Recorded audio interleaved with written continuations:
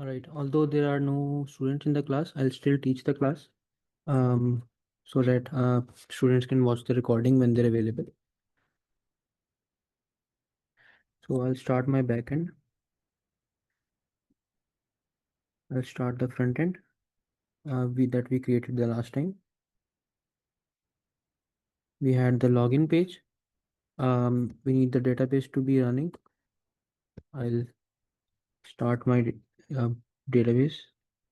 Otherwise, my backend may not work.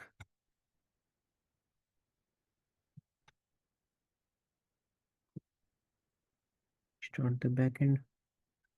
Let me try to log in. I say login and let me see the inspect tab login. It says 200. All right, that's good. So now if on the login page, if login is successful,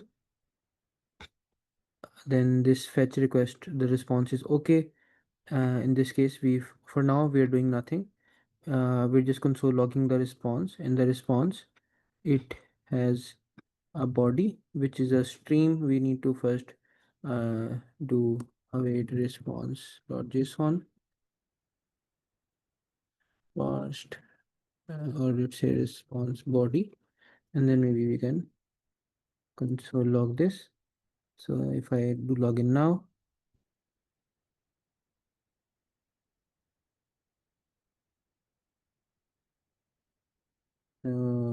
if I login, all right. So it's the body is not JSON body login. Yeah, in the response, it says it's JSON in this case. Auth login, network tab login, payload, response is JSON on the front end. We get the response. This is response.json. This body. Testing. All right. So okay. This is a different endpoint. This is the protected endpoint. Cool. Yeah. This is something else that I was demonstrating in the last lecture. Cool. So I have the backend running. The same backend we developed last time. We have a sign up endpoint and a login endpoint that save the user information in the database that I have running as well in the background. I have this front end where we submit a login request, and then if the login is successful, we redirect the user to the slash route, which is a protected route. And now this protected route stuff is what we want to do this time. For that, we will what we actually need should happen is this. So what I want is that whenever a request comes to our Next.js server, by the way, you need to understand that we have multiple servers at this point, right? So we have, let me create an annotation. So we have the backend server, which is your Express.js server, right? Which we have written over here, right? The Express.js server. We have the backend server. We have the, I don't have my tablet right now, so I'm drawing these with my mouse. Yeah, we have the front end server. So we have two servers actually that are running. The backend server is running on port 4000. The front end is running on port 3000, right? Um, and so what happens is that when you visit localhost 3000, you send a request to your front end server, Next.js server, which returns a response which contains the HTML and the React code and all of that stuff. These all of the resources are here. And once that is running in the browser, okay, this is your browser, right? Once it's running over there, then the application sends requests to the backend server, right? And the backend server responds with data in JSON format, right? There's the data. And the front end then uses that data. For example, as we saw here, it looks at the data to know whether we have successfully logged in or not, and stuff like that, right? Um, and so this is something you should just so that you're aware that we have two servers in this case. You could make do with one server as well. Like we can have the backend server, the same Express.js server. We can have it serve the HTML files, all of the React code. We can have it serve everything, in which case we can make do with one server. Or you could also use the front end server. So Next.js is technically a full stack framework. In Next.js, you can write backend APIs. And that's another valid way of developing a website. But in most companies where you go in the industry, you will see that they have a separate backend server and a separate front end server. Keeps things separate, and they often also have separate teams working on the back end and the front end. That's another reason why they do this, but that's not because it's the only possibility. You can have a single server and that does everything, that serves the front end files as well as has all of the APIs. You can do that as well. Right? Cool. So let's go back. So what I want now is that our home page, which is this landing page, this should be restricted. Only users who have logged in should be able to view this page. So I'll say restricted home page, right? This page should only be visible to users who are logged in. And last time we said that we now have a way to remember which user is logged in, and that is through cookies. We saw that whenever a user logs in, we set a cookie over here, and this cookie, as I told you before, gets sent with every request. So for example, we created this protected endpoint in which we check if the cookie is set. If it is not set, then we send a 401 unauthorized response. If it is set, then the user is able to access this particular endpoint. So we already know how to protect certain backend endpoints that we think should only be accessible to logged in users. So we know how to protect backend endpoints. But what about front end routes? We want this route, the home route, the slash route. We want this to only be accessible to logged in users, but right now it's accessible to everybody. So if even if I open an incognito tab, it's accessible even right now. So how do we ensure that it's only accessible to logged in users? For that, we will use a Next.js middleware. Yeah, we basically do this on the server side. So again, if we had created this application in a different framework, the method to do would have been different. If we were serving these front end files from the Express server, the method would have been different. But basically, what we want is that when the Next.js server, the front end server, receives a request for this page, it will first check whether or not the request that has come contains cookies. If it contains cookies, the user email cookie that we set over here, if it contains that cookie, only then will it return this page. Otherwise, the front-end server will redirect the user to the login page. And for that, we use middleware. So I'll go to the latest version, middleware. So the middleware is basically so what you have to do is inside the app route directory, you create this file middleware.ts.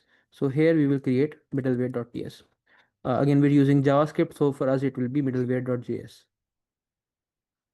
And in here, let me just copy this code.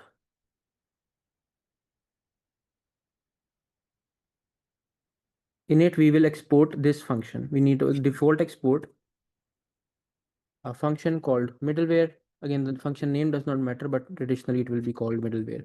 It contains the request object. Now, what is a middleware?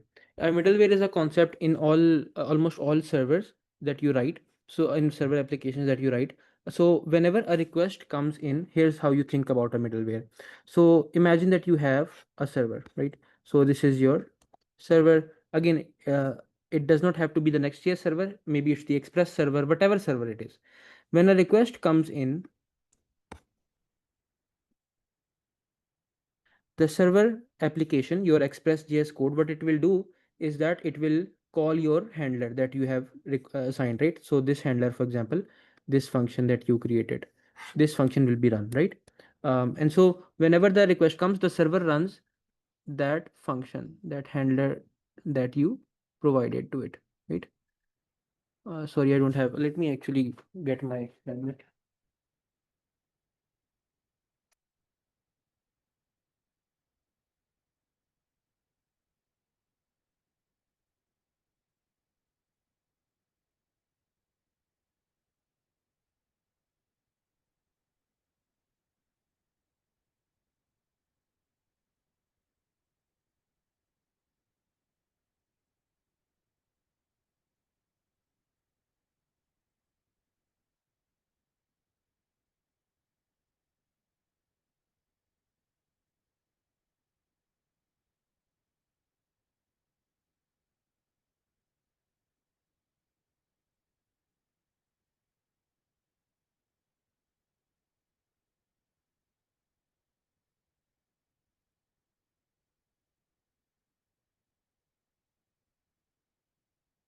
All right.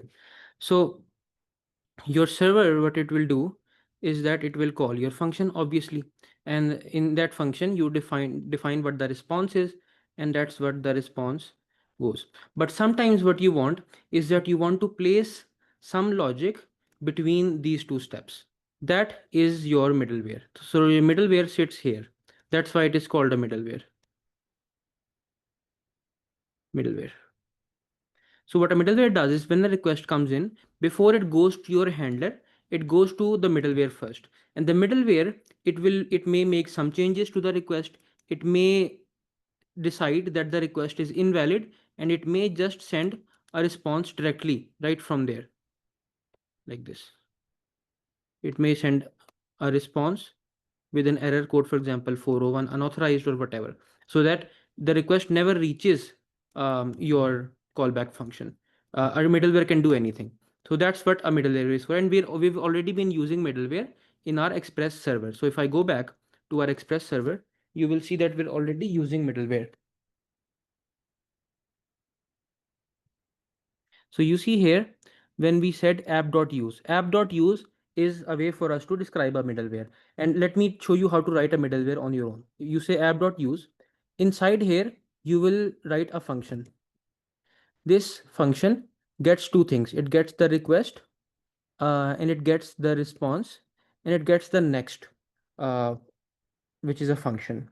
So this is a function. This is your middleware function. So what you do over here is you say, for example, if the request contains the cookie, if it does not contain the cookie, then what we will do is that we will send response dot send status 401. Sorry, I'm writing the wrong syntax here. And let me actually move it down here. So, and is that the correct syntax?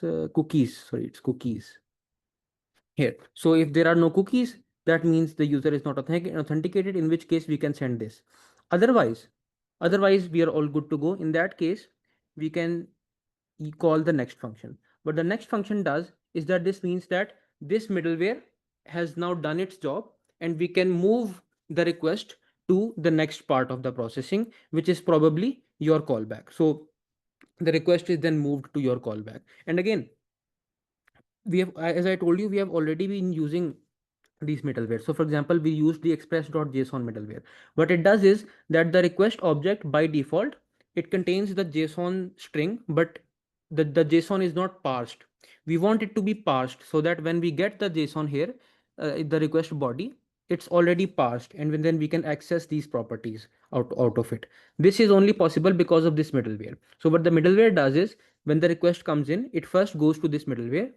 It modifies the request object. It says request.body and sets it equal to the parsed JSON, right? And that's how we get request.body over here. If we did not have this middleware in between, then request.body would be undefined. This middleware is responsible for setting that property, and we can see how it would do that, right? So this middleware, what it does is it says request.body is equal to json.parse, and wherever, let's say, the request dot, like, somewhere inside it, uh, content or something, wherever the JSON string is present in the request, it parses it and sets it on request body, and then it calls next. It moves the request along, and as you can see, we have multiple middleware over here, right? And that's also important for you to know, that you don't just have one middleware. Often you have multiple. So the request comes in.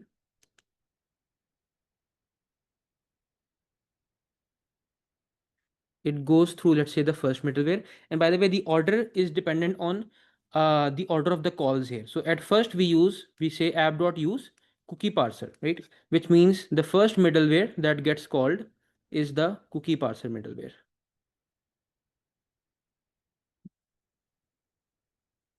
What it does is that it reads the cookies and makes them available to you in the request.cookies object that you are using somewhere here. Yeah, here we are using it. Request.cookies, this thing.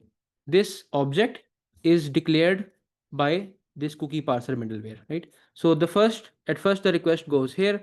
The cookie parser middleware, it simply sets the request.cookies property, and it calls next. And the next middleware that is called is the express.json middleware,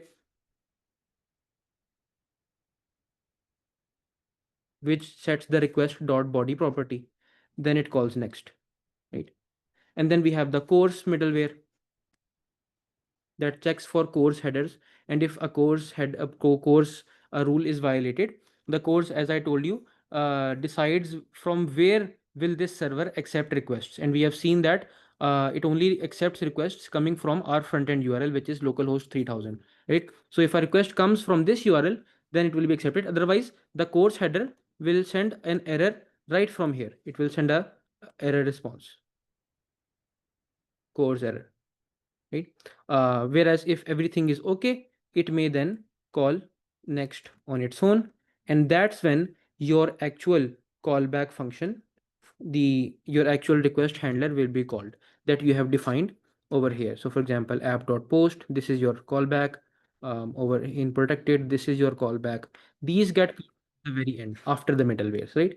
And the middleware can do anything with the request. They can also send a response. So are you able to understand what middlewares do at this point? I'll take a poll.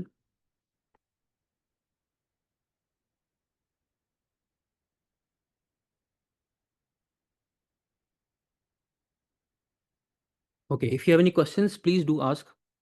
If it's not perfectly clear, how can I explain further? Is there something specific that is confusing? Do you want me to repeat everything? I can do that as well. Let me know.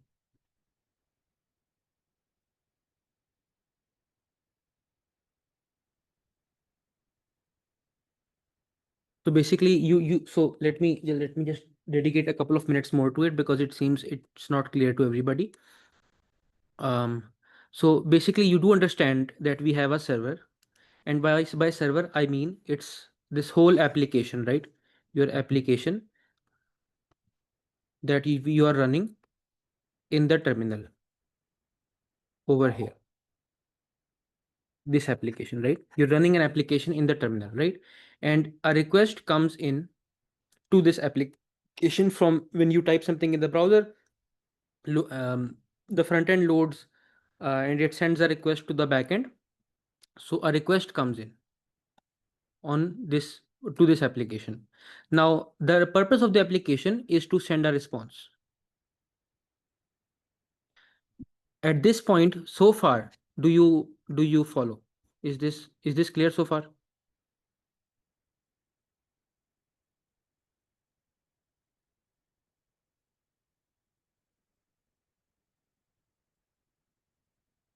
Okay. Now, how does the application decide what response to send? To that, there are multiple steps. In a basic server where there are no middleware, all that happens is that the request goes straight to your handler. So for example, if a request came, a get request at this URL came, get/protected, then simply this handler that you have provided will be called. That's all. And whatever response you define here will be sent, right? So that's a basic server in which simply your callback function will be called, and it defines what the response is, right? But when we have middleware, and why do we need middleware? Because your callback function, when it runs, it wants that certain things should already be checked. For example, CORS should already be checked, right? What is CORS? CORS is cross origin request. I don't know what S stands for. Basically, it ensures for safety purposes that our backend application, our backend server, only allows requests that come from our front end.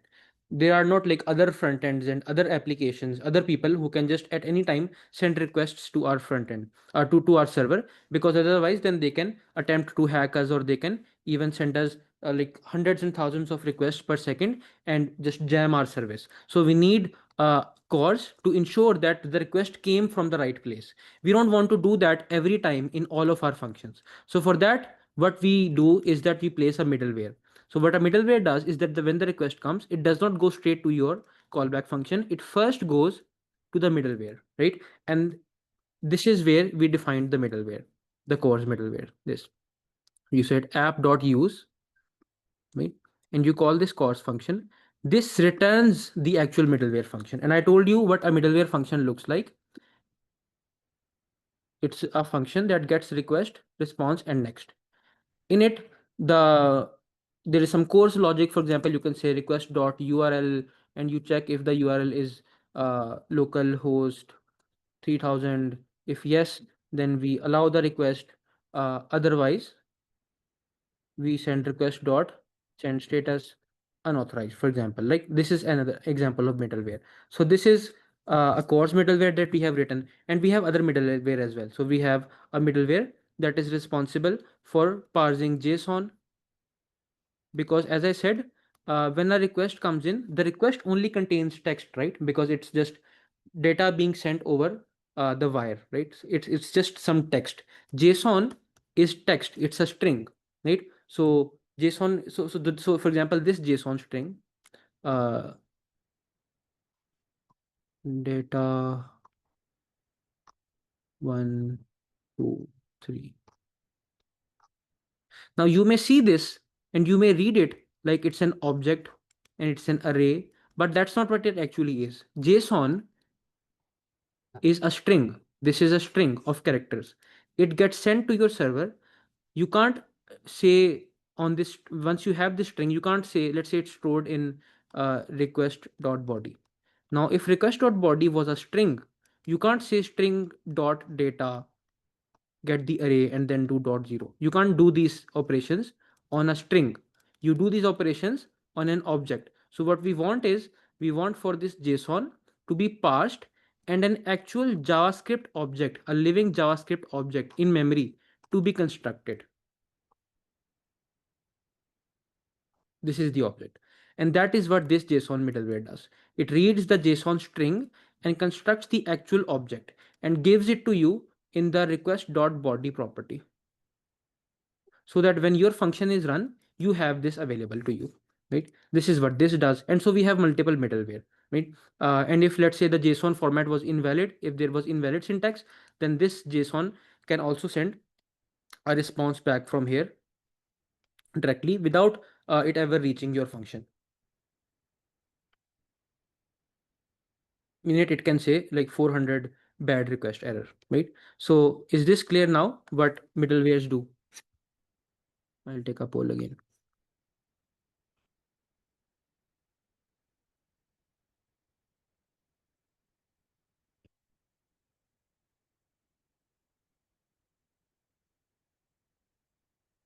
Okay, it seems it is perfectly clear now. I'll move forward then, right? So similarly, in the front end on the Next.js server, you can also write middleware. So whenever a request comes to the front end server, like a request for this localhost 3000, a get request for the slash URL. Whenever any request comes in, this middleware function will get called. In this function, you can decide what to do. You can let the request pass forward, or you can stop the request and you can, or maybe you can redirect the user to a different URL. You can do anything in this middleware.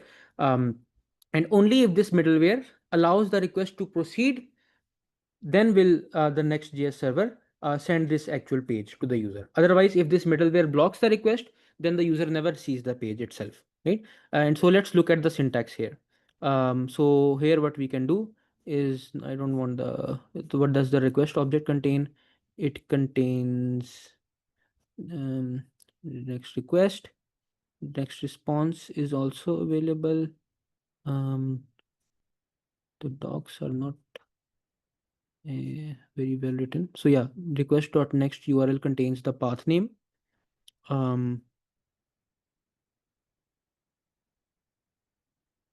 Conditional statements. Yeah, next response is something we import. All right, let's import next response from next/server. We will use this to send the response, right? So for example, over here, you see, we are checking if the URL starts with /about. I think we can also use cookies. Yeah, here cookies are regular headers. On a request, you can read the cookies. How can we read cookies? We can say request.cookies.get. Cool. Let's check. So here, let's say request.cookies.get, and what is the cookie name that we were setting on login? User email. This is the name of the cookie. Let's see if this cookie is set. Const user email cookie. It's possible that it may not be available here. If let's see if that's the case, in which case I'll tell you why.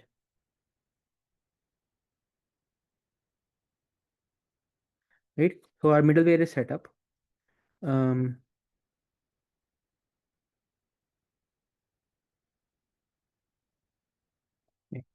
I will send this request again. And here in the console, let's see if we get um, a console log. We did not get a console log. Interesting. Let's see what the middleware is supposed to do if it wants to just move the request forward. Okay, it does nothing, I think. Um, console.log path name. Let's console log path name for now.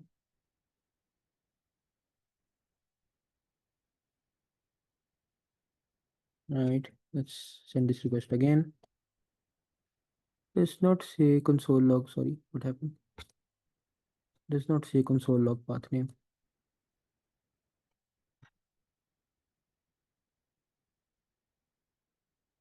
Very interesting. For some reason, the console log is not working. Let's see why.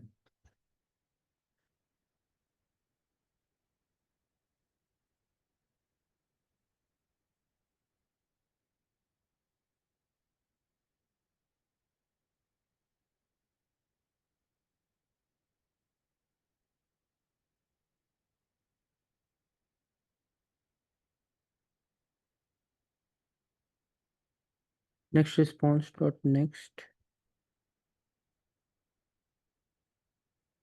Um,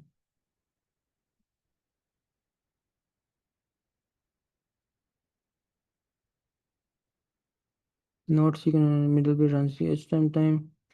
Console log does not print to a terminal. So we need headers. All right. So this is a problem. Then that means with the docs, they say that you can do console log, but AI is saying that the console logs do not work.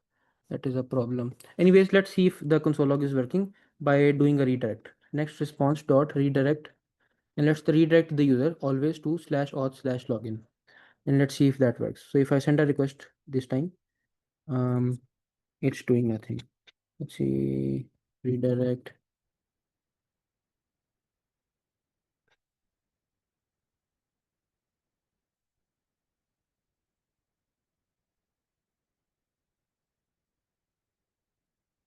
Where's the redirect? All right, that's how you do the redirect. Let's use this, and you have to return. Okay, /auth/login. All right, refresh, refresh. It's still working fine. I think the middleware is not running. There's something wrong with the uh, application. It's not running the middleware for some reason.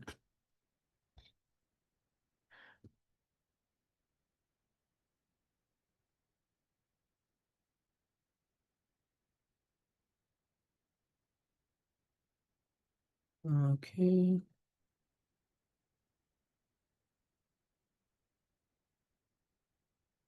And I request again. Nothing at all. Very strange. I'll need to let's debug this to see why Next.js is not running its own middleware file.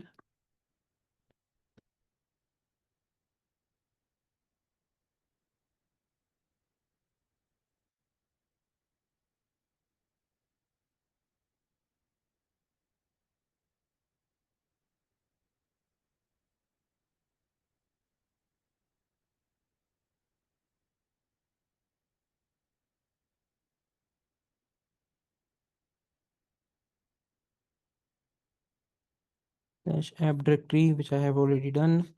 Middleware returns matching on all files. It will run all routes. Restart the dev server. Check for types. Check for Next.js version. Yeah, so AI also cannot figure it out because it also thinks it should be working. This is very strange. Next.js sometimes is very weird in its behavior. In the X next div.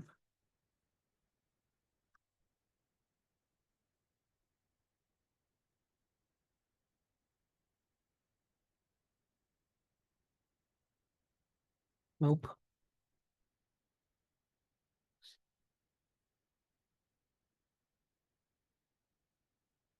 Let's add a matcher.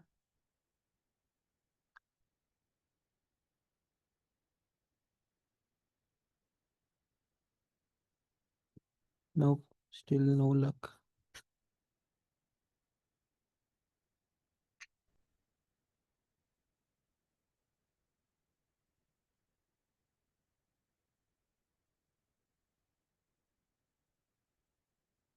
Everything is perfect. Next version is correct.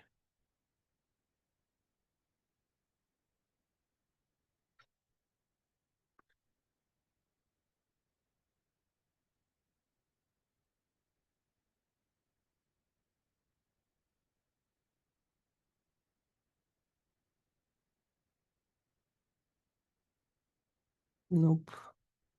Delete the cache. Yes, I can. I've already done that.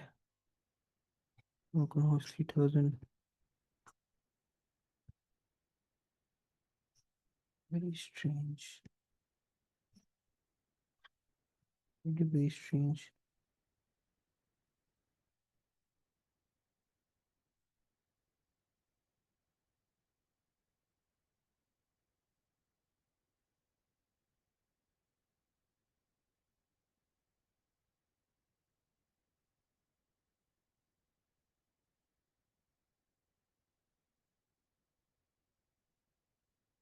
Wait. src/middleware.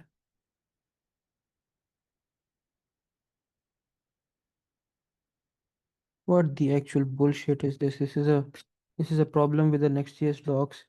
Okay, it says at the same level as app or pages or inside SRC. Okay, so I did not read the docs correctly. Yeah, this is my fault.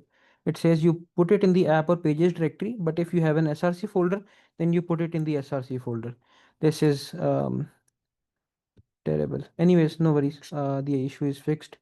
Um, so now any request that comes in, we send a hard-coded response, which is middleware is running. And so on every route, no matter what the route is, even if it is this route, we get the same response because every request goes first to the middleware and the middleware is not letting any request proceed. It is simply sending a response all the time. ठीक है, but this is not what we want, right? हम क्या चाहते हैं? हम ये चाहते हैं कि हम चेक करें कुकी पहले. Request dot cookies. What was in the docs? Cookies. Cookies dot get the name of the key is user email. Yes. So let's say const user email. Let's get that and console log it.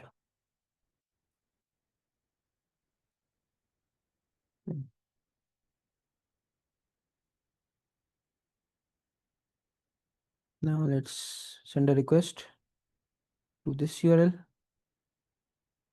and it says user email. Yes, the cookie exists. Cool.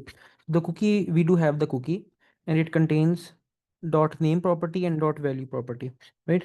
What we can do is we can say if user email dot value, so that just to confirm that the value exists. If it exists, then hold on. Sorry, just I'll be back.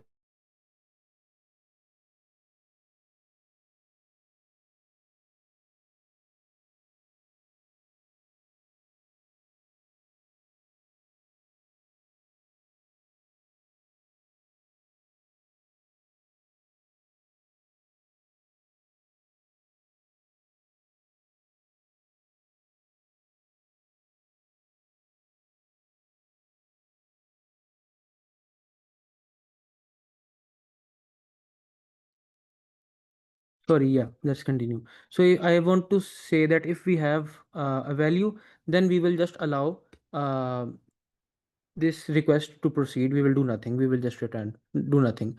Otherwise, what we will do is that we will next response dot redirect, and we will create a new URL slash auth slash login.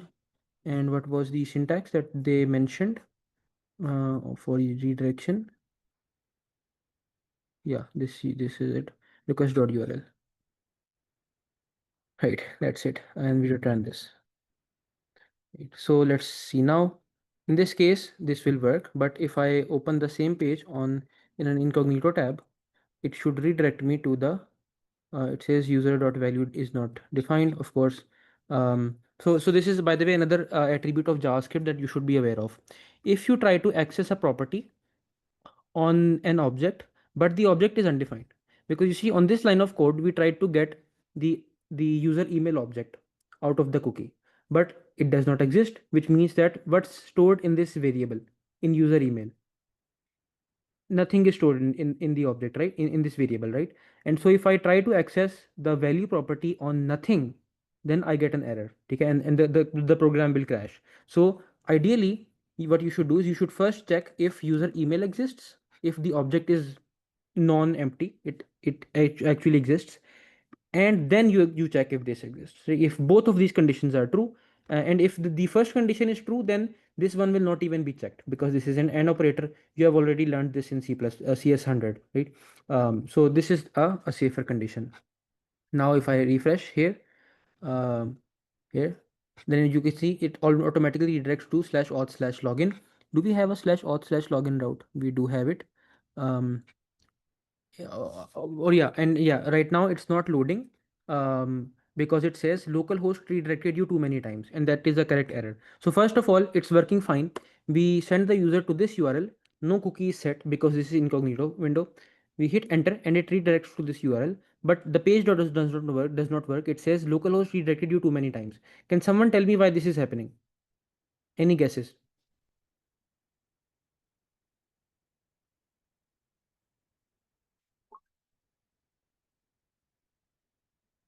No. Okay.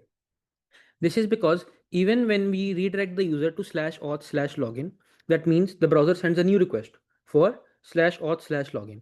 वो request भी सारा के middleware से गुजरेगी ना आके, हर request middleware के पास आती है पहले, और मिडलवेयर हमारा हर वक्त क्या कर रहा है, वो कह रहा है भाई अगर कुकी नहीं है तो मैं तुझे रिडायरेक्ट कर दूंगा किस यूआरएल पे, ऑथ स्लैश लॉगिन पे।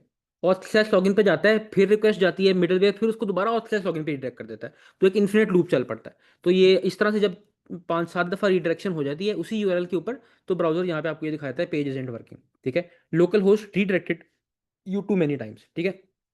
तो हमें यहाँ पे कंडीशन लगानी है कि ये जो मिडलवेयर है ये हमारे ऑथ्स में पड़े हुए राउट्स के लिए काम ना करे, बाकी सबके लिए काम करे, क्योंकि ऑथ में पड़े हुए जो राउट्स हैं वो हैं लॉगिन और साइन अप, ठीक है। उनके लिए हमने ये चेक नहीं लगाना। लॉगिन और साइन अप पेजेस जो हमारे हैं वो पब्लिकली एक्सेसिबल हैं, वो बगैर लॉगिन के भी यूजर एक्सेस कर सकता है उनको। तो इसके कई तरीके हैं। एक तरीका क्या है कि आप यहाँ पे देख लें, रिक्वेस्ट डॉट नेक्स्ट यूआरएल, वो कहाँ था नेक्स्ट यूआरएल, पाथ नेम कैसे मिलता था, यहाँ पे लिखा हुआ था path name ये रिक्वेस्ट डॉट नेक्स्ट यूआरएल, यहाँ से हमें पाथ नेम मिलता है। हम देख सकते हैं if path name dot starts with slash auth, then in that case we return, हम कुछ भी नहीं करेंगे, ठीक है। एक तरीका तो ये है। मैं अब यहाँ पे देखता हूँ, अगर मैं सॉरी अब इस पेज पे जाता हूँ तो ये मुझे अलाउ कर रहा है, क्योंकि पाथ नेम क्या होता है, स्लैश ऑथ स्लैश लॉगिन। तो मैंने कहा है कि अगर पाथ नेम स्लैश ऑथ से शुरू हो रहा है तो इस रिक्वेस्ट को जाने दें, इसको कुछ ना कहें, ठीक है। और बाकी रिक्वेस्ट जो हैं उनमें हम ये काम करेंगे कि हम कुकी चेक किया करेंगे। तो मैं अब वापस आता हूँ यहाँ पे, अगर मैं स्लैश पे रिक्वेस्ट भेजूँ एक ऐसे, तो ये मुझे लॉगिन पे रिडायरेक्ट कर रहा है क्योंकि मैं भी लॉग्ड इन नहीं हूँ। अच्छा, अब सोचने की बात ये है कि यहाँ पे वो क्यों नहीं आ रहा, यूआई क्यों नहीं आ रहा। अगर मैं यहाँ से जाऊँ लॉगिन, यहाँ पे तो आ रहा है यूआई, इधर क्यों नहीं आ रहा। अच्छा ठीक है समझ लगी। वो इसलिए नहीं आ रहा क्योंकि यहाँ पे ना वो लोड करने की कोशिश कर रहा है स्टैटिक रिसोर्सेज को, यानी कि कह लें कि वो जो है आपके CSS फाइल्स और आपकी दूसरी फाइल्स। लेकिन अगेन याद रखें वो रिक्वेस्ट भी मिडलवेयर से होकर गुजरती हैं, ठीक है, तो उससे CSS फाइल ही लोड नहीं की जा रही, इसलिए आपको इस प्लेन HTML नजर आ रही है। ठीक है, तो हमने ये जो पेज इटसेल्फ था उसको तो अनब्लॉक कर दिया, तो HTML तो जा रही है, वो हमने यहाँ पे उसको उसकी एक्सेप्शन लगा दी। लेकिन जो स्टैटिक फाइल्स हैं वो लोड नहीं हो रही। मैं आपको दिखाता हूँ, नेटवर्क में जाके हम पेज को रिफ्रेश करते हैं तो ये देखेंगे यहाँ पे आप कि आपको कई जगह पे ये देखें रीडायरेक्ट हुई जा रही हैं फाइल्स। वो लोड करने की कोशिश कर रहा है, ये इसने फॉन्ट फाइल को लोड करने की कोशिश की, ये स्टाइल शीट है, style sheet load CSS load करने की कोशिश कर रहा है, ये भी लोड नहीं हुई। क्यों नहीं हुई? कि यहाँ पे देखें ये आ रहा है 307 विच इज़ रीडायरेक्ट।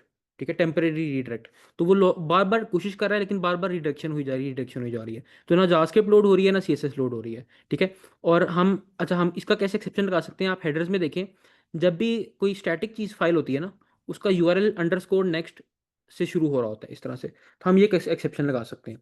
हम यहाँ से कह देते हैं या तो पाथ नेम इससे शुरू हो रहा हो /auth से, या पाथ नेम शुरू हो रहा हो, या path name dot contains this. अगर पाथ नेम में अंडरस्कोर नेक्स्ट आ रहा है तो भी इस रिक्वेस्ट को ये मिडलवेयर कुछ ना कहे। ठीक है, अब अगर मैं आके यहाँ पे रिफ्रेश करता हूँ, अब ये पेज लोड हो रहा है। ठीक है, आपके पास सब कुछ लोड हो रहा है। ठीक है जी, तो यहाँ तक आपको बात समझ में आई है कि मिडलवेयर किस तरह काम कर रहा है, हमने कैसे लिखा है इस मिडलवेयर को। Refresh the page, de launch the पोल।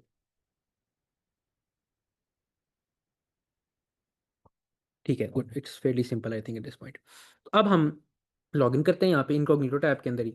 ये मैं और हमने अब लॉगिन पे रिडायरेक्शन लगाई हुई है।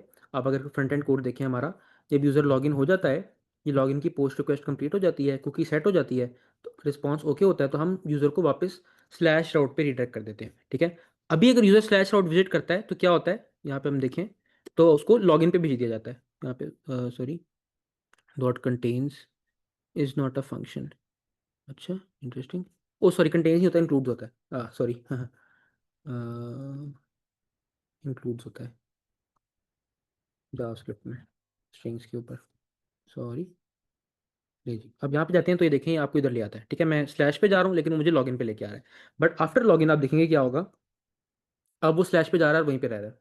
ठीक है, अब आपको रिस्ट्रिक्टेड होम पेज नजर आ रहा है, विच मीन्स के अब सिर्फ लॉग्ड इन यूजर को ये /auth वाले फोल्डर के अलावा बाकी जितने भी राउट्स हैं अब वो हमारे प्रोटेक्टेड राउट्स हैं, वो सिर्फ लॉगिन हुए हुए यूज़र को नजर आएंगे। ठीक है, और यहाँ पे आके आप ऑब्वियसली यू कैन सी कि हम क्या कर सकते हैं कि हम अपना वो फेसबुक का एक पोस्ट वाला UI रेंडर कर सकते हैं, वो हम करवा भी लेते हैं। हम एक न्यू फाइल खोलते हैं, यहाँ पे ये ऐसे कहते हैं कि create Facebook home UI with text area to write post and some posts under it, some dummy posts for example. Post only contains user email and the content of the post for now.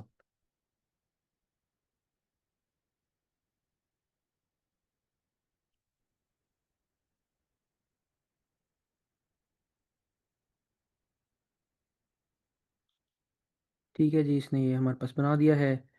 क्या हुआ है, sorry, आपको screen नज़र आ रही होगी, ये इसने बना दिया है। इन मैं इसको सेव करता हूँ, एक्सेप्ट। उसने क्या किया है जी, उसने ये डमी पोस्ट बनाई है। हर पोस्ट के अंदर हमारे पास पोस्ट करने वाले की ईमेल है, उसका कंटेंट है। और ये उसने जो डमी पोस्ट थी, यहाँ पे देखेंगे आप, उसने ये पोस्ट स्टेट वेरिएबल के अंदर रखी हैं, और इस स्टेट वेरिएबल को उसने मैप करके हर पोस्ट को ऐसे रेंडर कर दिया उसने यहाँ पे। ठीक है, और ऊपर उसने एक फॉर्म बनाया है जिसमें एक टेक्स्ट एरिया है। टेक्स्ट एरिया जो है इनपुट टाइप टेक्स्ट की तरह होता है, लेकिन ये ज़रा बड़ा डब्बा होता है। ठीक है, इसमें आप लिख सकते हैं अपनी पोस्ट। तो उसने हम यहाँ पे आके देखें, अगर यूज स्टेट है, अच्छा सॉरी, मुझे मैंने आपको बताया था कि आपने नेक्स्ट जेएस में हर हर पेज पे ये डिफ़ॉल्ट कर देना है खुद से ही। तो आप ज़रा, आपका काम आसान रहेगा। ये तो ये अब उसने हमें UI बना दिया, सिंपल सा बहुत। ठीक है, यहाँ पे हम पोस्ट लिख सकते हैं, माय पोस्ट एंटर करते हैं तो ये नीचे पोस्ट आ जाती है। अभी ये खैर लोकली काम कर रहा है, विच मीन्स कि आप जब एंटर पे क्लिक करते हैं ना बटन पे, फॉर्म सबमिट होता है जब, तो फॉर्म का हैंडल पोस्ट में क्या हो रहा है, हम देख रहे हैं कि हम सेट पोस्ट कर रहे हैं। हम ये जो स्टेट वेरिएबल थी हमारी अरे थी, ये वाली अरे जिसमें बाय डिफ़ॉल्ट 3 पोस्ट पड़ी हुई हैं, हम उसमें एक नई पोस्ट ऐड कर रहे हैं टॉप के ऊपर, जिसमें हम ऐसे ईमेल और ये कर रहे हैं। ठीक है, और ईमेल अभी एक एग्जांपल ईमेल पड़ा हुआ है यहाँ पे। ठीक है, तो इस तरह से हो रहा है। अब नाउ हम इसमें चेंजेस करेंगे। ठीक है, पहले तो ये कि ये पोस्ट हम यहाँ से नहीं पकड़ेंगे, हम डेटाबेस में से उठाएंगे इनको, ठीक है। तो हम ये काम करना शुरू करते हैं। व्हाट वी विल डू इसके हम सबसे पहले तो डेटाबेस में इसकी सपोर्ट डालते हैं। हमारे पास यहाँ पे एंड पॉइंट्स ही नहीं है पोस्ट बनाने वाले एंड पॉइंट्स, वो हम बनाते हैं सबसे पहले, ठीक है। सो ये मैं डिलीट करता हूँ, डमी एंड पॉइंट था, ठीक है। आई विल सबसे पहले हम डेटाबेस में जाते हैं अपनी।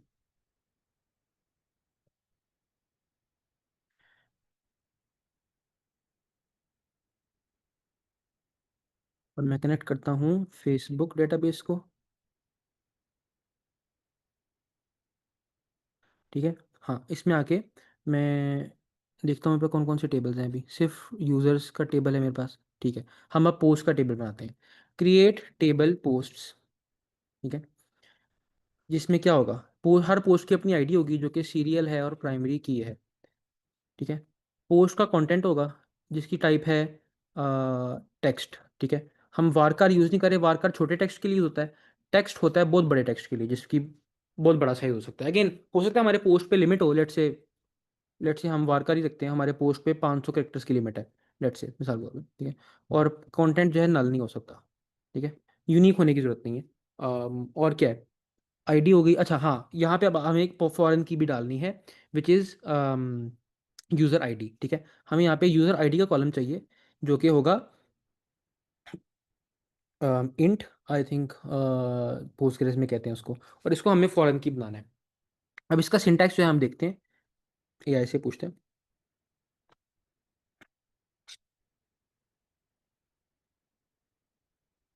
मैं ये कॉपी करूँगा यहाँ से, मैं इसको एक क्वेरी दूंगा, I want user ID to be a foreign key referencing the ID column of the users table। तो ये मुझे क्वेरी अपडेट कर देगा। ये है क्वेरी नहीं, जिसमें यूज़र आईडी हमने इंट ही रखी है, ठीक है। उसने यहाँ पे आगे कंस्ट्रेंट लिखा है, कंस्ट्रेंट, कंस्ट्रेंट को एक रैंडम उसने नाम लिया है एफ के यूज़र, यानी फॉरेन की यूज़र। और उसने कहा है कि फॉरेन की में उसने क्या बोला है, ये जो हमारी यूज़र आईडी वाली रो है, ये यूज़र आईडी जो कॉलम है, यूज़र आईडी का कॉलम हमारा, उसके ऊपर एक फॉरेन कंस्ट्रेंट लगी हुई है। और ये कॉलम रेफरेंस किसे करता है, यूजर्स टेबल में आईडी कॉलम को, ठीक है। तो ये कंस्ट्रेंट है जो उसने लिखी है, हम ये यहाँ पे लिख लेते हैं यूज़र आईडी इंट, और ये ब्रैकेट के अंदर ही लिखनी होती है, ब्रैकेट के अंदर ही लिखनी होती है, ठीक है। इंट हो गया। हम यहाँ पे लिखते हैं कंस्ट्रेंट एफ के यूज़र, और हम इसके आगे लिखेंगे फॉरेन की स्पेस की, उसमें हम यूज़र आईडी अपने कॉलम का नाम लिखेंगे, और आगे लिखेंगे रेफरेंसेस, और उसके ब्रैकेट में आई थिंक लिखेंगे हम, नहीं स्पेस दे के लिखेंगे कि ये यूज़र्स टेबल में आईडी को रेफरेंस करता है। और ये जो यूज़र आईडी है इसको मैं भी लिख देता हूँ कि ये नॉट नल है, ऑब्वियसली, ठीक है। एंटर करते हैं, क्रिएट टेबल हो गया। सो इफ़ आई से सिलेक्ट, या अगर मैं स्लैश डी टी प्लस और फिर आगे कहता हूँ पोस्ट्स, तो ये मुझे पोस्ट के बारे में बताता है, ये पोस्ट का टेबल है मेरा। अगर मैं कहता हूँ सिलेक्ट स्टार फ्रॉम पोस्ट्स, तो ये हमारा पोस्ट है, ठीक है। आईडी कंटेंट यूज़र आईडी, ठीक है। और अगर मैं सिलेक्ट स्टार फ्रॉम यूज़र्स करता हूँ, हमारे पास अभी दो यूज़र्स पड़े हुए हैं, एक की आईडी 1 है, एक की आईडी 2 है। तो लेट्स से मैं एक डमी पोस्ट बनाता हूँ यहीं से, इंसर्ट इनटू पोस्ट्स। मैं कौन से कॉलम में इंसर्ट करूँगा, मैं कंटेंट और यूज़र आईडी स्पेसिफाई करूँगा। और वैल्यूज़ क्या दूंगा मैं, कंटेंट में वैल्यू होगी this is my first post, और user ID 2 for example Waleed की तरफ से एक पोस्ट मैं कर रहा हूँ, ये इंसर्शन होगी, ठीक है। अब यहाँ पे हम पहला एंड पॉइंट बनाते हैं पोस्ट गेट करने वाला, ठीक है। App dot gate slash posts, ठीक है। जब गेट रिक्वेस्ट आएगी स्लैश पोस्ट के ऊपर हम सारे पोस्ट रिटर्न कर देंगे, रिक्वेस्ट रिस्पॉन्स यहाँ पे। अच्छा, हम करेंगे सिंपली ये कि हम अपना वो पूल यूज़ करेंगे, डॉट क्वेरी करेंगे सिलेक्ट स्टार फ्रॉम पोस्ट्स, ठीक है। आप लिमिट भी लगा सकते हैं, अगर आप चाहते हैं कि हमें सिर्फ 10 पोस्ट नजर आए तो आप इस क्वेरी पे लिमिट लगा सकते हैं। हो सकता है आपकी डेटाबेस में लाखों पोस्ट पड़ी हो, तो आप पेजिनेशन करना चाहते हैं, तो आप यहाँ पे लिमिट्स भी लगा सकते हैं इस तरह से। तो फिलहाल मैं 10 की लिमिट लगा रहा हूँ, या 20 की लगाते हैं फॉर एग्जाम्पल, ठीक है। और आप ऑर्डर बाय भी कर सकते हैं, ऑर्डर बाय, अगर आप चाहते हैं कि ये जो पोस्ट हैं एक सर्टेन तरतीब से आए, राइट। डेटाबेस में तो किसी भी ऑर्डर में पड़ी हो सकती है ना, लेकिन आप अल्फ़ाबेटिकली जाना चाहते हैं, या किस कॉलम पे आप ऑर्डर करना चाहते हैं। फॉर एग्जांपल मैं आईडी कॉलम पे ऑर्डर करता हूँ, तो जो पोस्ट की आईडी है ना, मैं ये सॉरी, हाँ, ये सिलेक्ट फ्रॉम पोस्ट मैंने किया। ये जो आईडी कॉलम है इसमें पहली पोस्ट की आईडी 1 है, अगली पोस्ट की आईडी 2 होगी, अगली की 3 होगी। तो इस ऑर्डर में ये आया करेंगी, ठीक है। मैं कंटेंट के ऊपर भी इनको ऑर्डर कर सकता था, इन दैट केस वो अल्फ़ाबेटिकली आएंगी। अक्सर हम यहाँ पे एक नया कॉलम भी रखते हैं क्रिएटेड डेट का, जिसमें डेट का कॉलम होता है, तो आप उससे भी सॉर्ट कर सकते हैं। और इसमें भी आप ऑर्डर बाय आईडी हम डिसेंडिंग कर देते हैं फॉर एग्जाम्पल। तो जो सबसे बड़ी आईडी है वो पहले आएगी, यानी पोस्ट नंबर 3 जो सबसे लेटेस्ट की गई थी वो टॉप पे आ रही होगी इस तरह से, ठीक है। अम, अच्छा, ये हम इसको वेट करेंगे, यहाँ पे फंक्शन को एसिंग करना पड़ेगा। इसमें से हमें रिजल्ट मिलेगा, रिजल्ट के अंदर हमें रोज़ पड़ी होंगी। हम पहले देख लेते हैं इफ़ रिज़ल्ट, बल्कि कुछ भी नहीं, हम बस भेज देते हैं response dot status 200 dot JSON, और यहाँ पे हम पोस्ट के नाम से रिजल्ट डॉट रोज़ हमको ऐसे भेज देंगे, ठीक है। ये हमारा बैकएंड हो गया। फ्रंट एंड पे आके अब हम ये करेंगे कि ये जो डमी पोस्ट है ना, इनको हम यहाँ से रिमूव कर देंगे। अच्छा, यहाँ पे ज़रा स्कीमा मुझे देखना है कि क्या है। यहाँ पे हम जो रोज़ भेज रहे होंगे, हर रो के अंदर डॉट आईडी पड़ी होगी, डॉट कंटेंट और डॉट यूज़र आईडी पड़ी होगी, ठीक है। तो ये जो स्कीमा है ये थोड़ा सा डिफरेंट होगा हमारे केस में। हमारे केस में हर पोस्ट की डॉट यूज़र आईडी होगी और डॉट कंटेंट तो ऐसे ही होगा। और हर पोस्ट की आईडी भी एक होगी जो कि हम यूज़ कर सकते हैं as the key over here. That's it, I think yes. तो ये मैं रिमूव कर देता हूँ। शुरू में पोस्ट की एम्प्टी होगी, और हमें अब डाटा फैचिंग आपको आती है, राइट। आपको मैंने बताया हुआ है कि हम यूज इफेक्ट में डाटा फैचिंग करते हैं। यहाँ पे हम आते साथ ही फैच करेंगे H T T P local host 4000 जहाँ मेरा बैकएंड चल रहा है स्लैश पोस्ट, ठीक है। डॉट देन यहाँ मुझे रिस्पॉन्स मिलेगा जिसके ऊपर मैं डॉट जेसॉन कर दूंगा, वहाँ से मुझे डेटा मिलेगा, और डेटा डॉट पोस्ट के अंदर मेरी पोस्ट पड़ी होंगी जो कि मैं सेट पोस्ट को दे दूंगा ऐसे। यहाँ से मेरे पास पोस्ट आ जाएंगी मेरी जब पेज लोड होगा। तो आई गो हेयर, यहाँ पे if I refresh the page, I go to inspect network tab, page refresh.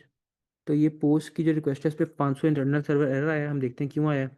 वो कह रहा है एरर नियर ऑर्डर। अच्छा, यहाँ पे मैंने क्वेरी में कोई मसला किया है, आई थिंक लिमिट की स्टेटमेंट शायद एंड पे रखनी होती है,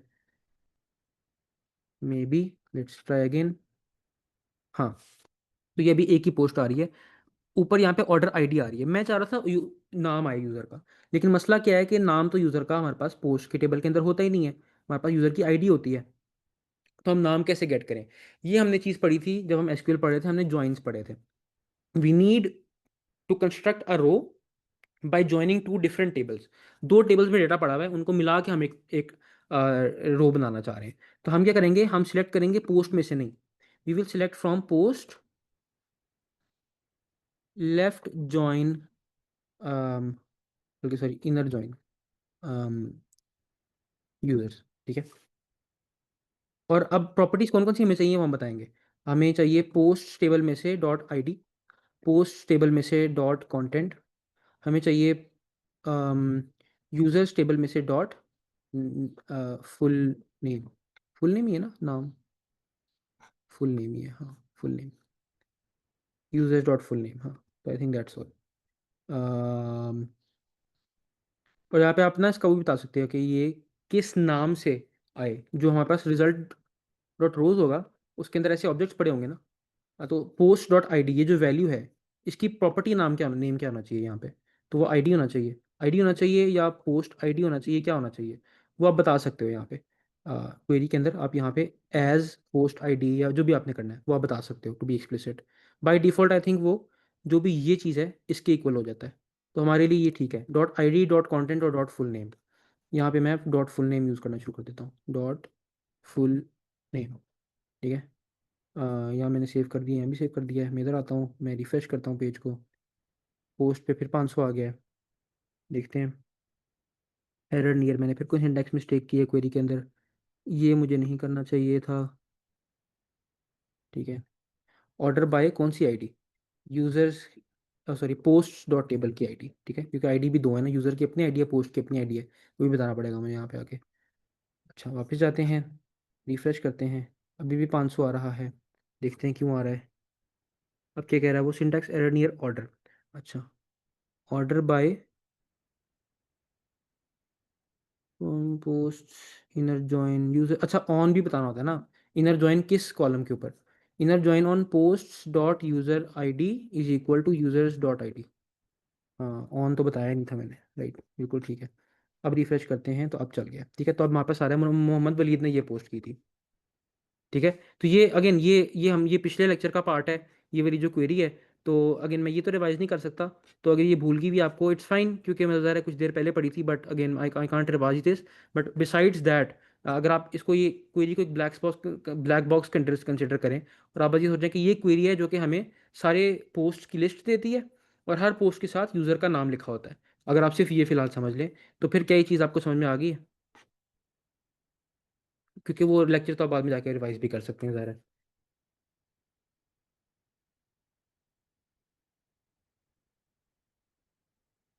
ठीक है ना, cool, okay. So everybody understands. तो ये हमारे पास पोस्ट आ गए हैं। अब नया पोस्ट ऐड करने वाला काम है जो कि रहता है, ठीक है। अम, वो कैसे करें? तो अभी तो ये हो रहा है कि ये लोकली पोस्ट की एरे के अंदर एक नया ऐसे डाल देता है, लेकिन हमने ये काम नहीं करना। हम क्या करेंगे, यहाँ पे ऐसे,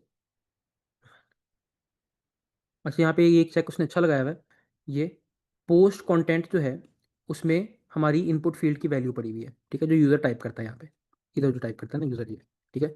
तो यहाँ उसने क्या किया हुआ है कि पोस्ट कंटेंट जो स्ट्रिंग है उसको उसने किया ट्रिम। डॉट ट्रिम फंक्शन क्या करता है कि अगर एक स्ट्रिंग के शुरू या एंड पे स्पेसेस हैं उनको रिमूव कर देता है। इससे फ़ायदा ये होता है कि अगर यूज़र यहाँ पे space space space space space ये टाइप करता है ना, ये एक वैलिड पोस्ट नहीं है, ठीक है। तो ये सबमिट नहीं होगी। देखें, post function, post button disabled है अभी तक। यहाँ पे ये हम चेक कर रहे हैं, अगर पोस्ट कंटेंट को हम ट्रिम कर दें, उसमें से स्पेसेस रिमूव कर दें, अगर तो वो नेगेटिव फॉल्स है, फॉल्स फॉल्स है। और फॉल्स का मतलब क्या है कि अगर एक एम्प्टी स्ट्रिंग हो ना, और उसके ऊपर आप ये कंसिडर रन करें, तो ये ट्रू होगी स्टेटमेंट, ठीक है। ये जो एक्सक्लेमेशन मार्क ऑपरेटर है इन जावास्क्रिप्ट, आई थिंक ये सी प्लस प्लस में भी होता है, नॉट श्योर होता है कि नहीं होता, but this is a not operator, ठीक है। This checks if a value is falsy. JavaScript में फॉल्जी वैल्यूज का कॉन्सेप्ट है, ठीक है। कि एक तो आपके पास फॉल्स इटसेल्फ है, जो बूलियन फॉल्स होता है, वो तो एक फॉल्सी वैल्यू है ही। अगर आप एक ऐसे बूलियन में फॉल्स रखते हैं और आप चेक करते हैं इफ ये बी, ठीक है, ये कंडीशन ट्रू आएगी, ठीक है, क्योंकि B is in fact falsy, ठीक है। सिमिलरली अगर आप क्या करते हैं कि आप बी में सेव करते हैं एक एम्प्टी स्ट्रिंग, तो भी ये कंडीशन ट्रू होगी, ठीक है, क्योंकि empty string is also a falsy value. बल्कि let me take you to RunJS and demonstrate this live. हाँ जी, इंग्लिश ऑफ, अच्छा। So const B is equal to false if B return is falsy, या console dot log कर लेते हैं, is falsy, else console dot log is not falsy, ठीक है। तो ये तो फॉल्सी है ऑब्वियसली। एम्प्टी स्ट्रिंग अगर हम करते हैं, ठीक है, ये भी फॉल्सी है, ठीक है। स्ट्रिंग के अंदर कुछ भी होगा तो ये फॉल्सी नहीं रहेगा, इट्स नॉट फॉल्सी, ठीक है। स्ट्रिंग एम्प्टी होगी तो ये फॉल्सी होगा। और अगर ये है ऐसे कि ऐसे स्पेसिस हैं, अभी तो ये फॉल्सी नहीं है, बट अगर मैं इसको ट्रिम कर देता हूँ, तो ट्रिम करने से क्या होता है कि ये एक एम्प्टी स्ट्रिंग बन जाती है और फिर वो फॉल्सी हो जाता है, ठीक है। तो ये बेसिकली चीज़ है जो हमने इसने यहाँ पे की हुई है, ठीक है, कि उसने यहाँ पे चेक किया हुआ है कि पोस्ट एम्प्टी तो नहीं है। अगर एम्प्टी है तो हम रिटर्न कर जाते हैं अर्ली, और हम पोस्ट को सेव नहीं करते, ठीक है। अच्छा, अब पोस्ट को सेव कैसे करना है, उसके लिए हमें एक नया एंड पॉइंट पहले बनाना पड़ेगा, यहाँ पे post and point, app dot post. अच्छा, यहाँ पोस्ट का मतलब है मैं वो HTTP मेथड पोस्ट की बात कर रहा हूँ, और ये जो पोस्ट है ये URL है, ठीक है। तो ये थोड़ा सा इनको कंफ्यूज नहीं करना आपस में, ये रिक्वेस्ट का मेथड है, गेट पोस्ट पुट डिलीट वाला, और ये URL है। यहाँ पे हम अगेन रिक्वेस्ट रिस्पॉन्स पकड़ते हैं, और यहाँ पे लेट से हमारे पास सीन ये है कि रिक्वेस्ट डॉट बॉडी के अंदर, सॉरी इसको वेट नहीं करना होता, हमें मिलेगा पोस्ट का कंटेंट। सिर्फ हमें कंटेंट भेजना है फ्रंट एंड में, ठीक है। किस यूज़र ने पोस्ट की है ये चीज़ हमें फ्रंट एंड में नहीं भेजना, क्योंकि ये चीज़ हमारे पास कहाँ पड़ी होती है ऑलरेडी, यहाँ पे रिक्वेस्ट डॉट कुकीज़ के अंदर, डॉट यूज़र ईमेल के अंदर, ठीक है। क्योंकि हमने कुकी सेट की हुई है, उसमें यूज़र का ईमेल पड़ा होता है, हमें वहाँ से पता है कि कौन सा यूज़र है जो कि पोस्ट क्रिएट कर रहा है। ठीक है, तो हम चेक भी कर सकते हैं एक दफ़ा कि रिक्वेस्ट डॉट कुकीज़ सेट है और request dot cookies dot user email भी सेट है। इफ़ इट इज़, या हम यहाँ पे एक नॉट कंडीशन लगा लेते हैं, अगर ये सेट नहीं है या ये सेट नहीं है, दोनों में से कोई भी चीज़ अगर अनसेट है, तो हम रिस्पॉन्स में सेंड स्टेटस कर देंगे 401। ठीक है, अनऑथराइज्ड। अदरवाइज हम आगे आ जाएंगे। ठीक है, फिर हम क्या करेंगे, कंटेंट हमारे पास आ गया, अब हम करेंगे insertion. Await pool dot query insert into posts. Post में हम क्या इंसर्ट करेंगे, अच्छा अब यहाँ पे एक मसला आएगा, मैं भी बताता हूँ। पोस्ट में इंसर्ट करेंगे कंटेंट और यूज़र आईडी। ठीक है, वैल्यूज़, और यहाँ पे $1 $2, जिस तरह हमने बात की थी एसक्यूएल इंजेक्शन की, इसलिए हम करते हैं। $1 की वैल्यू, कंटेंट की वैल्यू हमारे पास है, ये पड़ी हुई है। ये मसला यूज़र आईडी हमारे पास नहीं है, क्योंकि हमने कुकी के अंदर यूज़र आईडी तो सेव ही नहीं की थी, हमने यूज़र का ईमेल सेव किया था। ठीक है, तो अब यहाँ पे हम फिर ये कर सकते हैं कि हम यूज़र ईमेल की जगह यूज़र का आईडी सेव करना शुरू कर दें, क्योंकि दैट्स मोर, कह लें कि यूज़फुल फॉर अस। तो हम कुकी के अंदर, और कुकी के अंदर आप ऐसे भी कर सकते हैं, अभी तो हमने ऐसे ही किया हुआ है ना, एक ईमेल सेव किए, हम एक ऑब्जेक्ट स्टोर कर सकते हैं कुकी के अंदर। ठीक है, बट अभी फ़िलहाल के लिए मैं क्या करता हूँ, मैं इसको यूज़र आईडी कह देता हूँ, और इसमें मैं यूज़र का जो आईडी है अ, वो सेट कर देता हूँ लॉगिन के बाद। हमने यहाँ किया सिलेक्ट फ्रॉम, ये रिज़ल्ट्स आ गई, रिज़ल्ट्स की रो के अंदर पड़ा होगा यूज़र की आईडी, वो हम यहाँ पे लेंगे, result dot rows dot I D, ये यूज़र की आईडी है। ठीक है, तो ये हम सेव कर देते हैं। मैं देखता हूँ यहाँ मैंने कहीं और तो नहीं ये यूज़र ईमेल का चेक नहीं लगाया हुआ, यहाँ पे अब हमारे पास यूज़र आईडी आ जाएगी।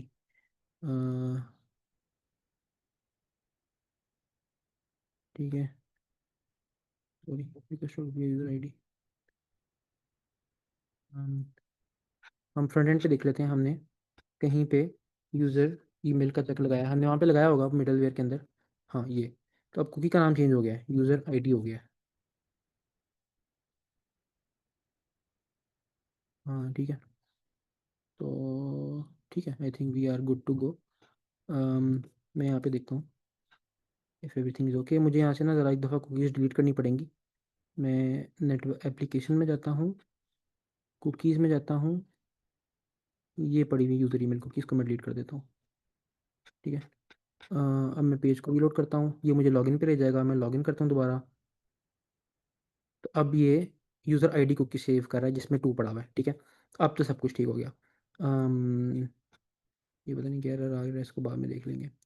अच्छा, अब हमारे पास यहाँ पे जब भी रिक्वेस्ट आएगी उसमें यूज़र आईडी पड़ी होगी हमारे पास। हो सकता है कि ये एक स्ट्रिंग हो, हमें नंबर चाहिए होता है, मैं इसको पार्स इंट भी कर लेता हूँ एक दफ़ा, कि मेरे कुकी के अंदर स्ट्रिंग ही पड़ी होती है, नंबर नहीं पड़ा होता। तो या ये हमने इंसर्शन की, रिज़ल्ट, हम रिज़ल्ट की रो काउंट चेक करेंगे, इफ़ इट इक्वल्स टू, हमने पहले भी एक इंसर्शन की थी, हमने चेक किया था साइन अप में, 1। If it is not equal to 1, that means के रिक्वेस्ट हैज़ फेल्ड। तो हम रिस्पॉन्स में सेंड सेंड स्टेटस 500 भेज देंगे। ठीक है, अनएक्सपेक्टेड एरर, इसको हम रिटर्न कर देंगे। ठीक है, अदरवाइज हम क्या करेंगे कि हम रिस्पॉन्स में send status 201 is which means के क्रिएटेड, वो भेज देंगे। ठीक है, तो ये हमारा एंड पॉइंट बन गया पोस्ट का। अब यहाँ पे आते हैं, जब भी नई पोस्ट क्रिएट करनी है हम एक फैच कॉल करेंगे, HTTP लोकल होस्ट 4000/पोस्ट के ऊपर, मेथड उसका होगा पोस्ट। ठीक है, क्रीडेंशियल्स टू इंक्लूड होगा ताकि कुकी साथ में जाए। अम, और क्या होगा, हाँ इसमें हमें रिक्वेस्ट बॉडी वगैरह चाहिए, मैं साइन अप में से वो कोड उठाता हूँ, ये है। हेडर्स में कंटेंट टाइप एप्लीकेशन जेसॉन मुझे करना है, ये फॉर्मेट करता हूँ इसको। और क्या करना है मुझे, ये बॉडी है, बॉडी में जेसॉन स्ट्रिंगिफाई करके मुझे भेजना है, बॉडी में जेसॉन डॉट स्ट्रिंगिफाई, कंटेंट में पोस्ट कंटेंट में देना है मुझे उसको। ये तो यूज़ ही नहीं हो रहा।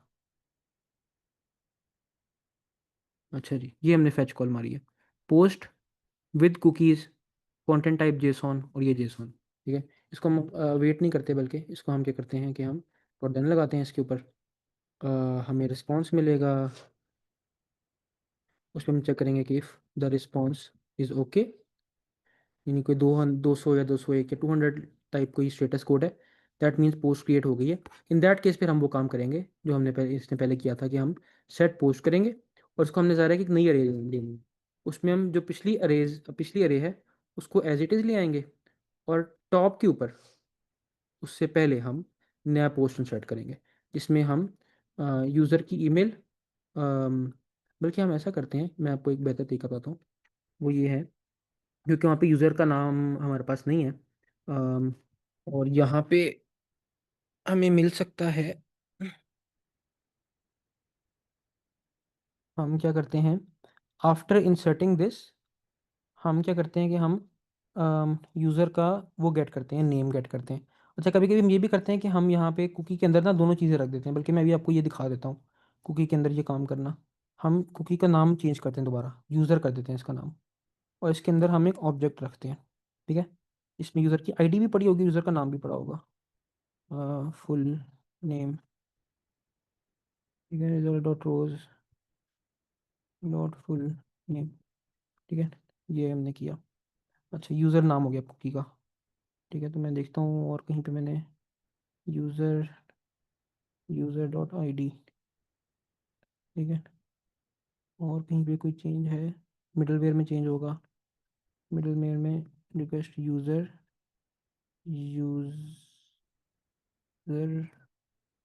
User dot value dot I D होगा, ठीक है। मैं आता हूँ ज़रा यहाँ पे वापस, रिफ्रेश करते हैं, हम लॉग आउट हो गए हैं। मैं एप्लीकेशन में जाके इस कुकी को डिलीट कर देता हूँ जस्ट फॉर सेफ्टी। अब हम आगे लॉगिन करते हैं दोबारा ऐसे। तो अब नहीं चला, क्योंकि मैंने शायद कुकी नहीं सही सेट की, यूज़र कुकी। उसके अंदर ये अजीब सी चीज़ आ रही है, यूज़र इनकोडेड। चीज़ तो उसके अंदर ठीक है, लेकिन ये लॉगिन हुआ था कन्फ्यूजन। मेरे ख्याल है मुझे इसको शायद पार्स करना पड़े, कुकी की वैल्यू को। यूज़र डॉट वैल्यू मैं पकड़ता हूँ, रुको ज़रा, console dot log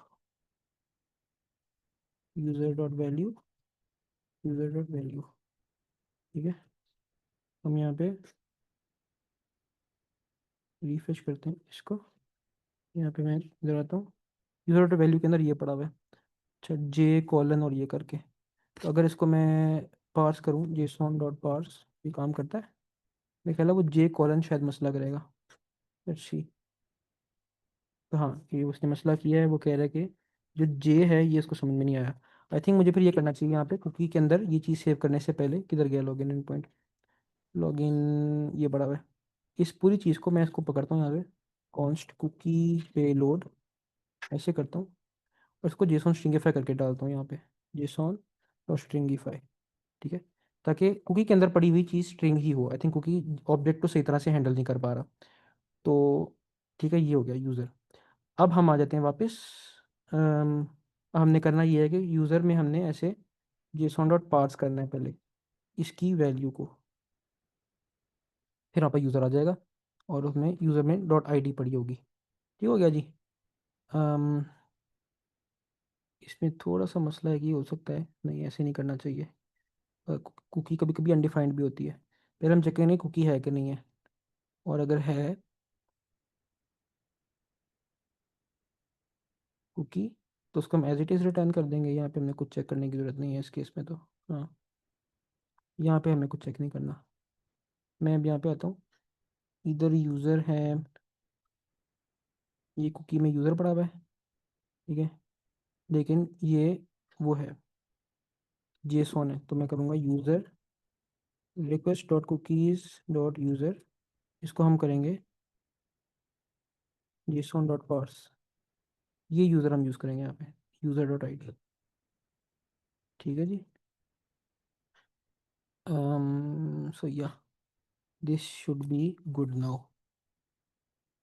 so I will request dot cookies dot gate, हाँ मैं इसको डिलीट करता हूँ, यहाँ से डिलीट, लॉगिन पे लेके जाएगा। मैं यहाँ पे लॉगिन करता हूँ, लॉगिन, अब हम यहाँ पे आ गए हैं, बिल्कुल ठीक है। कुकी के अंदर ये जेसॉन पड़ी हुई है, ये जेसॉन है, ठीक है। चलें जी, वापस आते हैं। अब हम इधर आते हैं। यहाँ पे हम अब क्या कर रहे थे कि हम रिस्पॉन्स में मैं आपसे कह रहा था कि 201 के साथ हम उसको वो भेज देते हैं, अम, नया पोस्ट, ठीक है। नए पोस्ट का कंटेंट है ये पड़ा हुआ, और नए पोस्ट में जो फुल नेम है यूज़र का वो भी अब हमारे पास आ गया है। इसके लिए हमने सारा कष्ट किया, यूज़र डॉट फुल नेम, ठीक है। क्योंकि ये यूज़र ऑब्जेक्ट हमें कुकी में से मिल रहा है, कुकी के अंदर हमने कुकी पेलोड रखा है, पेलोड के अंदर ये फुल नेम पड़ा हुआ था, ठीक है।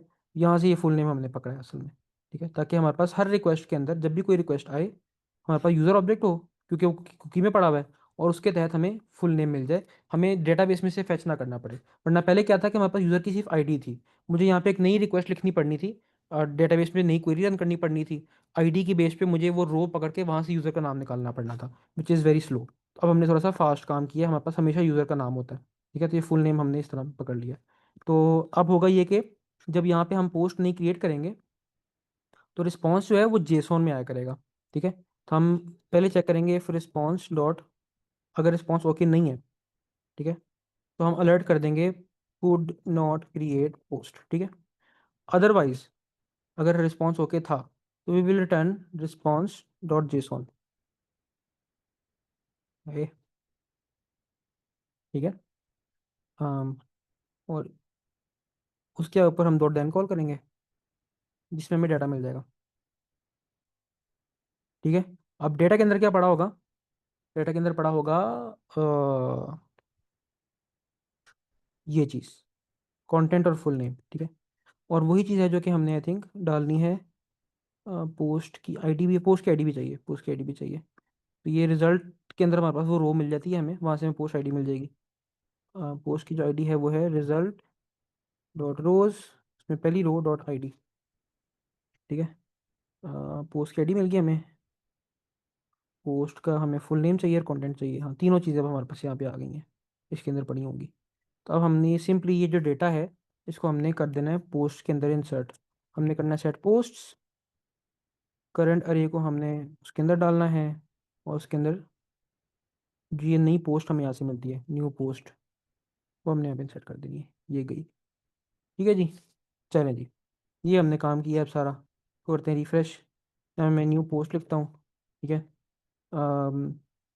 अच्छा अभी क्या होगा कि वो फ़ौरन, मैं देखता हूँ होता है कि नहीं होता, पोस्ट करता हूँ, कुड नॉट क्रिएट पोस्ट, अच्छा ठीक है, क्या हुआ जी। नेटवर्क में जाते हैं, पोस्ट में जाते हैं, 500 आया है, बैकएंड पे को मैंने एक बंद मारा है, 500 क्या कह रहा है, सिंटैक्स एरर नियर कॉमा, मैंने कोई वो काम किया है इधर, आई थिंक मुझे कंटेंट में ऐसे करना चाहिए, आई थिंक ये गड़बड़ की है मैंने, I will check again, new post, post could not create post, once again 500 आया है, अब क्या है, सिंटैक्स एरर नियर कॉमा, दोबारा उसमें कोई मसला किया है, चेंज पोस्ट ये नहीं होना चाहिए यहाँ पे, sorry. Okay, refresh, new post, post could not get post, दोबारा एरर आया है, अब क्या एरर आया है, डिफरेंट आया होगा शायद, could not determine data set of parameter, parameter type 1, I think मुझे ये नहीं करना चाहिए। ठीक है, रिफ्रेश करते हैं, new post, post could not gate दोबारा, अब क्या मसला आया है, could not get rid property of undefined reading ID, कहाँ पे आई है, लाइन 114 के ऊपर, अच्छा रो जो थी वो अनडिफाइंड थी, वेरी इंटरेस्टिंग। यहाँ से मैं देख लेता हूँ, मेरे ख्याल है शायद मेरी रो रिटर्न नहीं होती, in P G I want to get the newly inserted row I D but result dot rows turns out to be undefined.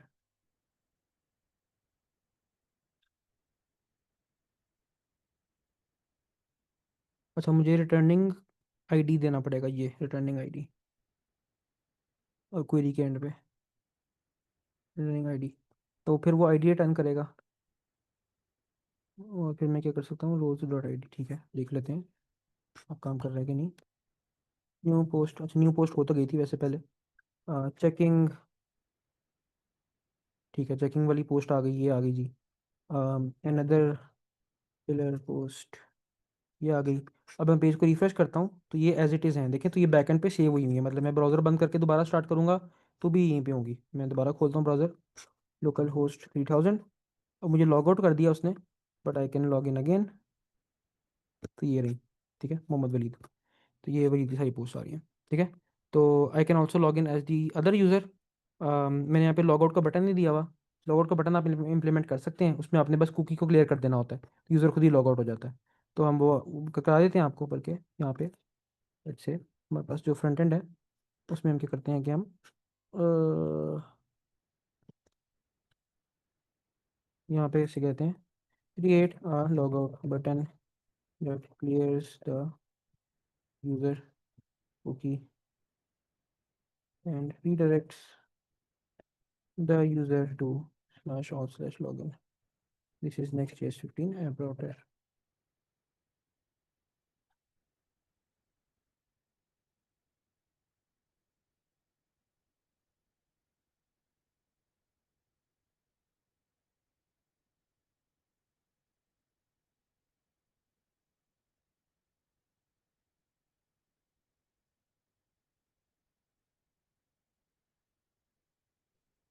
अच्छा ठीक है, ठीक है, ठीक है, सही है, सही है।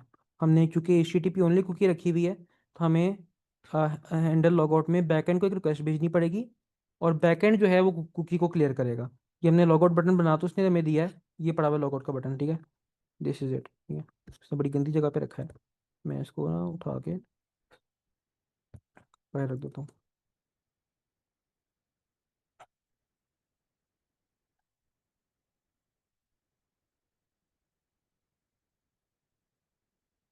ठीक है जी, ये पड़ा बैक लॉगआउट बटन, ठीक है। इसको मैं BG रेड कर देता हूँ ताकि थोड़ा लाल लाल सा हो, ठीक है। ये इस पे क्लिक करेंगे जब बटन पे, तो हैंडल लॉगआउट कॉल होगा। हैंडल लॉगआउट क्या कर रहा है कि वो एक फेच रिक्वेस्ट भेज रहा है बैकएंड को /auth/लॉगआउट के ऊपर, जिसमें बैकएंड कुकी क्लियर करेगा, फ्रंट एंड कुकी को मॉडिफाई नहीं कर सकता, ठीक है। That is part of the security of the cookie. तो मैं इधर से ये कर देता हूँ, यहाँ पे हम एक लॉगआउट का एंड पॉइंट बना देते हैं इसको।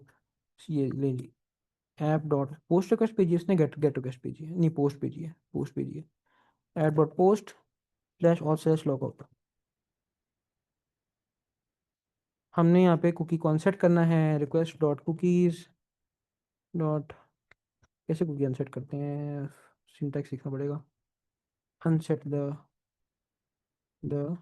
Cookie in slash logout. Express में कुकी क्लियरिंग का syntax I do not remember.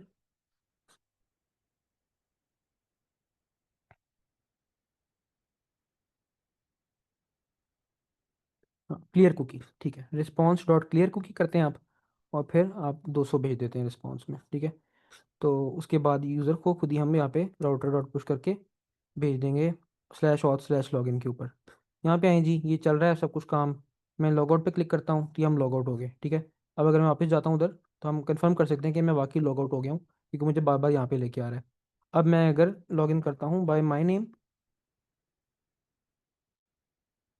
ये लें जी, तो अब हम लॉगिन कर गए मेरे नाम के साथ, नया यूज़र है। अब अगर मैं इससे कोई पोस्ट करता हूँ, this is my first post, ये रोहान सैन की नई पोस्ट आ गई है, ठीक है। क्योंकि रिक्वेस्ट बैकएंड को जो भेजी है, बैकएंड ने यहाँ पे पोस्ट एंड पॉइंट में इधर देखा कि कुकी में कौन सा यूज़र है, कुकी में जो यूज़र था वो मैं था। तो वो उसने उस मेरे नाम से एक नई पोस्ट इंसर्ट की है डेटाबेस के अंदर, ठीक है। एंड अगेन यहाँ पे भी आप वैलिडेशन वगैरह लगा सकते हैं कि इस तरह की चीज़ों के लिए।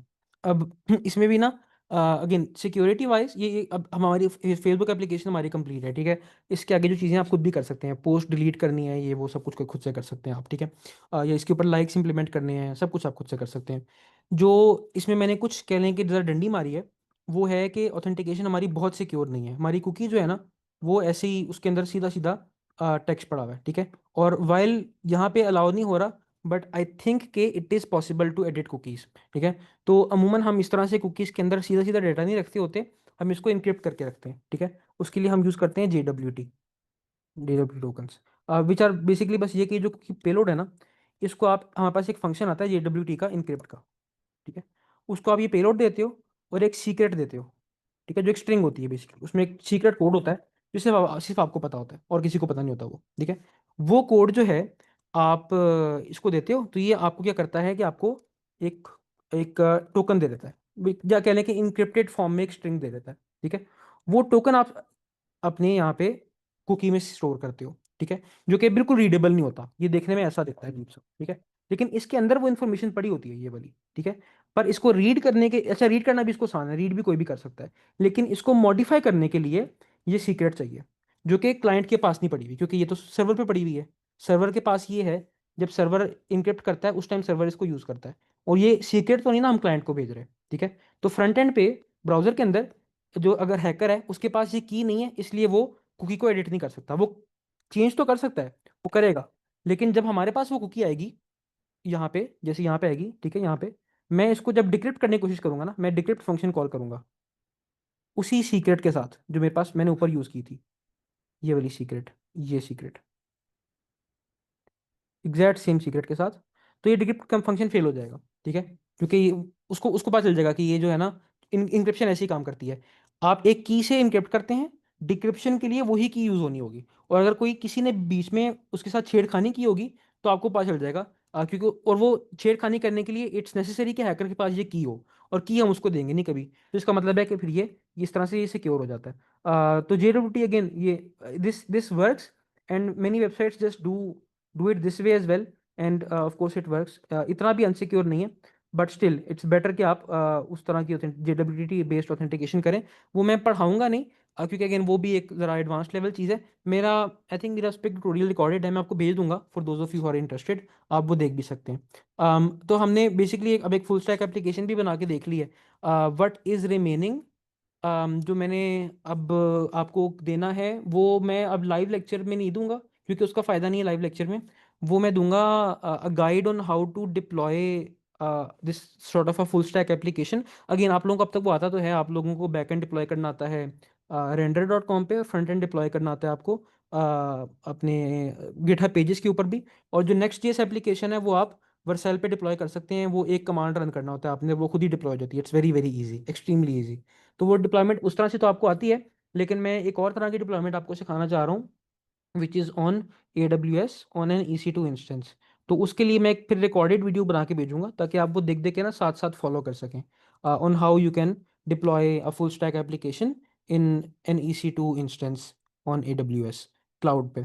तो वो फिर मैं बाद में आपको एक वीडियो बना के भेज दूंगा। But other than that, this course has concluded, we have learned everything that was on the agenda for this course. um, if you have any questions, please ask. Otherwise, I'll just take the feedback. This is our last live class. And the next, like, इसके बाद आपको एक मैं project दूंगा by the way, जिसमें आपने इस तरह की एक फुल स्टैक एप्लीकेशन बनानी होगी with the database, with the back and, with the front end. और वो बेसिकली दैट्स एक्चुअली वो ना, वो जो प्रोजेक्ट है ना, वो इस पूरे कोर्स का हासिल है, वो आपने ज़रूर करना है। उसके बगैर मतलब ये पूरे कोर्स बेकार था उसके बगैर, अगर आपने वो सारा नॉलेज जो है उसको एक जगह पे यूज़ करके कुछ नहीं बनाया, तो फिर it will not be of much use to you. तो you have to do that. वो मैं आपको टाइम उसके लिए काफ़ी दूंगा, but you have to build it and deploy it. और वो आपको हायरिंग में भी बहुत हेल्प करेगा व्हेन यू एक्चुअली ग्रेजुएट। तो यू विल सी कि वो आप रेज्यूमे पे लिख सकते हैं कि मैंने एक प्रोजेक्ट बनाया हुआ है, उससे काफ़ी फ़ायदा होता है आपको, ठीक है। तो ये सीन है, बाकी आप पोल कर लें। And this, other than that, this is goodbye. Okay.